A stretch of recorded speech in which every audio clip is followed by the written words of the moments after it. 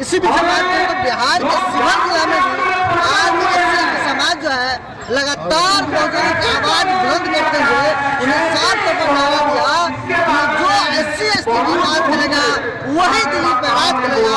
और वो तमाम वो सजे हुए जो आप आज मंडप देख रहे हैं, पूरा जो आज लोगों का जमावड़ा देख रहे हैं, एकमात्र उद्देश्य है जो आज स्थिति है बहुजनों समाज का, जो SC की समाज का, वो हास्य पर है।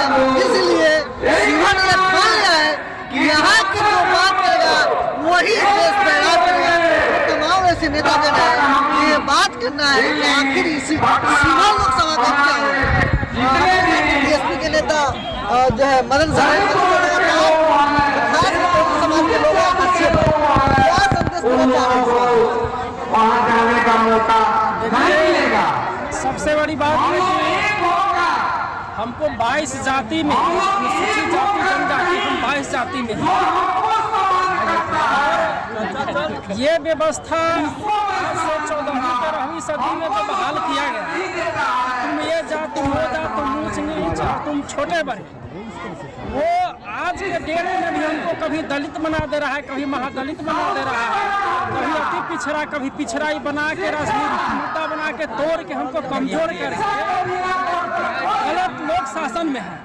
और गलत लोग के शासन में जाने के कारण जो शोषित दलित पीड़ित है किसी भी वर्ग जाति का, उसके पास न्याय नहीं पहुंच पा रहा, उसको कोई सरकारी सुविधा नहीं मिल पा रहा है जो भारत के नागरिक होने के कारण उनको मिलना चाहिए, वो नहीं मिल रहा।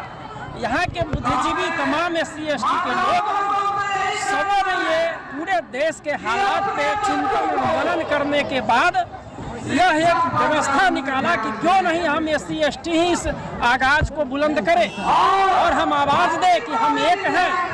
और इस संदेश के तहत पूरे अनुसूचित जाति जनजाति है एक होकर आज महीनों से लग करके गांव-गांव जा करके बाबा साहब गौतम बुद्ध, पेरियार और छत्रपति साहू जी महाराज ज्योतिबा फूले की बात, माननीय कांसी राम साहब की बात गांव-गांव गली-गली पहुंचाने का काम किया है कि हम एक हैं, हमको जात पात में तोड़ा गया, कमजोर करने के लिए। और इस बात को हमारे लोगों ने समझ लिया है।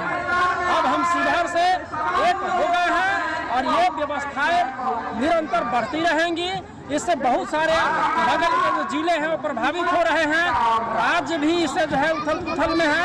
ये शिवहर के लोग करने में क्या लगे हैं, तो ये व्यवस्था और नया एक परिवर्तन हो रहा है जिससे सरकार भी संशय में है। और इस संशय को हम लोग वास्तविक रूप में बदल कर रहेंगे। यहाँ का SC/ST हम 3 लाख के करीब वोटर है, हमारा विधायक, हमारा MP, हमारा सांसद सब कुछ होगा और हमारा हक अधिकार हमको मिलेगा। कुछ चमचे हैं जो जीत के जा रहे हैं, जो की बात करते हैं, हमको कोई अधिकार नहीं दे रहे हैं, लेकिन हमारे इस व्यवस्था से हमको सारा अधिकार मिलेगा। हमारी माँ बहन सुरक्षित रहेंगी और हमको न मारा जाएगा, न पीटा जाएगा, न आपस में फोड़ा जाएगा। और हम सब एक मिलकर पूरा संविधान जो है का लाभ हमको मिलेगा। और संविधान बचाने के राह में भी हम लोग एक नई कदम उठा रहे हैं जिससे देश को एक नया आयाम, एक नया परिवर्तन करने की हम लोग ठान लिया है और वो करके रहेंगे। ये व्यवस्था जा रही है। जिस तरह से ये भी मात्र रह जाएगा, दाल भात तरकारी पर ही रह जाएगा, ये वोट पर भी रहेगा। देखिए, शिवहर जिला से हम अनुसूचित जातियों का आगाज हो चुका है। हम लोगों ने जिस तरह से एकता का परिचय दिया है वो हमेशा कायम रहेगा। हम लोगों का जो बात करेगा इस देश में वही दिलीप पर राज करेगा। हमारे संविधान का जो बात करेगा, हमारे अनुसूचित जाति का जो बात करेगा वही दिलीप पर राज करेगा। उसका आगाज हम शिवहर जिला से कर चुके हैं। हम लोगों के मैं आपके मीडिया के माध्यम से बता देना चाहता हूँ, ए नेताओं, हम लोगों को बांटने का कोशिश मत करो। दलित और महादलित में हम अनुसूचित जाति है और अनुसूचित जाति एकता का परिचय देते हुए आज जो है कितने सारे भीड़ देख लीजिए। यहाँ से हमारे नौजवान, हमारे जनता, हमारे माँ बहन सभी लोग जग चुके हैं। हम लोग कहीं भी जाएंगे एक साथ जाएंगे। जो हमारा बात करेगा, जो संविधान को संरक्षण देगा, जो संविधान का बात करेगा, हम अनुसूचित जाति का बात करेगा, इसमें हम लोग एक साथ मिल करके उसे जिताने का भी काम करेंगे और दिल्ली पर राज करने का भी काम करेंगे। दिल्ली के राज का मतलब हम क्या समझते हैं? दिल्ली पर कौन राज करेगा? दिल्ली पे जो संविधान का बात करेगा, जो अनुसूचित जाति का बात करेगा, आबादी मेरा है, राज कोई और कैसे करेगा? जो हमारा बात करेगा, जो संविधान बचाने का बात करेगा, वही दिल्ली पे राज करेगा। आज भी अगर मोदी साहब जय भीम काम दे तो आपके समाज इसी के पीछे लग जाए। ऐसा है ना सर, जय भीम कर देने से संविधान नहीं बचेगा। हाथी का खाने का दूध, हाथी का खाने का दांत कुछ और है और दिखाने का कुछ और है। जय भीम करने से समस्या का समाधान नहीं हो जाएगा। वो वैसे लोग हैं, उनका पूरा एम रहता है ये संविधान पर, उनके कर्तव्य को हम लोग खूब बढ़िया से जान रहे हैं। इसीलिए सारा अनुसूचित जाति हम लोग एकत्रित हो रहे हैं। हर घर में जाकर जो महिला नहीं समझ रही है, जो पुरुष नहीं समझ रहे हैं, उनको समझाने का मैं प्रयास कर रहा हूँ। कुछ लोग कह रहे हैं देहात में जाने पर कि कहा साहब आप अनुसूचित जाति को एकत्र कर पाएंगे। मैंने उनको बोला कि ऐसा है, जब प्रयास करने से दशरथ मांझी पहाड़ तोड़ के रास्ता बना सकते हैं, हम प्रयास करेंगे तो अनुसूचित जाति के एक नहीं कर पाएंगे? जरूर करेंगे सर। तो मेरा मुख्य मिशन है कि जो संविधान के बात करेगा, अनुसूचित जाति का हक अधिकार सम्मान दिलाने का काम करेगा, उसको अनुसूचित जाति वोट देने का काम करेगा। आप भी एक सामाजिक कार्यकर्ता हैं। जी जी।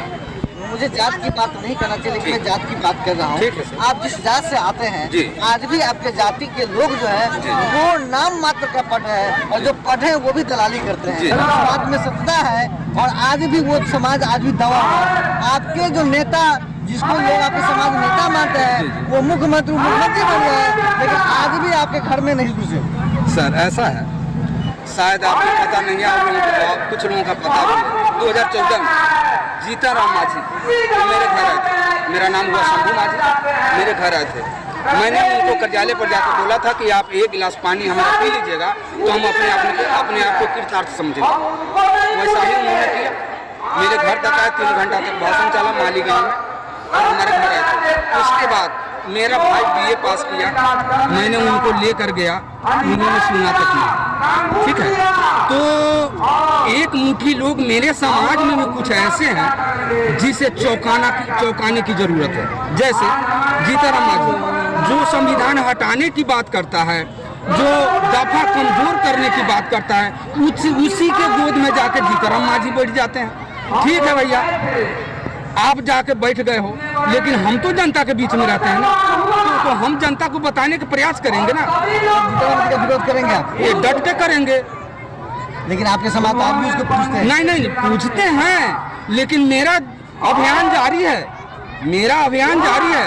मैं एक एक महिला को, एक एक पुरुष को समझा रहा हूँ कि ये वहाँ बैठ गया जहाँ हमारे संविधान के छेड़छाड़ की बात हो रही है, संविधान हटाने की बात हो रही है, दफा कमजोर करने की बात हो रही है। वहाँ जाके जीताराम मांझी बैठे हैं। हम लोग अनुसूचित जाति जितने भी हैं प्रयास करेंगे कि वो जहाँ बैठे हैं वहाँ वोट न डालें। जी सर, ये महासंघ जो है वो इंडिया को वोट देगी कि इंडिया को वोट देगी?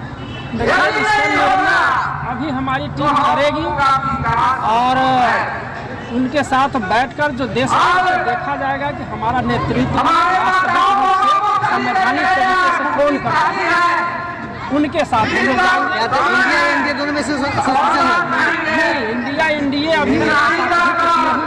एनडीए की तो कोई संभव ही नहीं है। इंडिया को बारे में अभी कोई चर्चा भी नहीं है।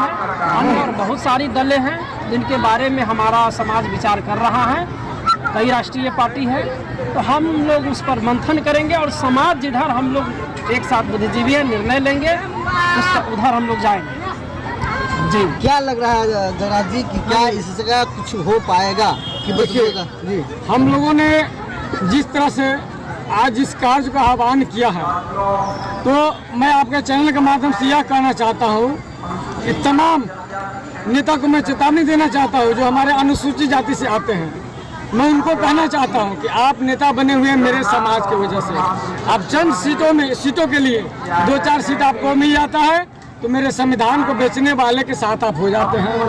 आपको 2-4 सीट मिल जाते हैं तो मेरे समाज के वोट बेचने का काज करते हैं। आपको मैं चेतावनी देना चाहता हूँ कि आप सावधान हो जाए।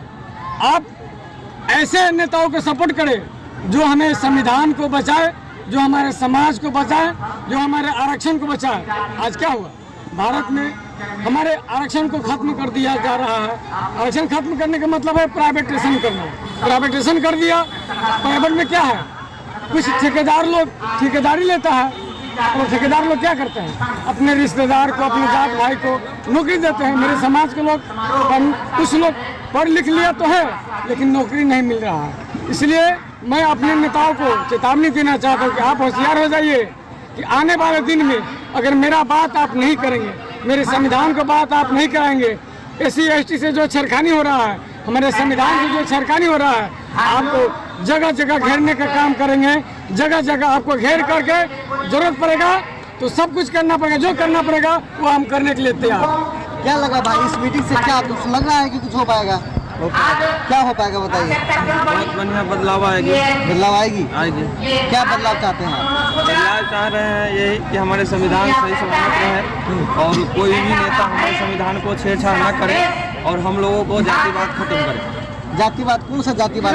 जो जातिवाद हम लोग कहीं जाते हैं तो हम लोगों को चमार बोला जाता है और छुआछूत का भेदभाव करते हैं, और उसके बाद जो है बहुत कुर्सी पर बैठने नहीं देते, मतलब दिन भर हम लोग काम करते हैं उसके पास, और जो है खाना खाने जाते हैं। क्या लग रहा है कि आप एकजुट कर पाएंगे? आप यहाँ से कुछ सीखे कि नहीं सीखे? आप सीखे हैं, एकजुट हम लोग रहेंगे।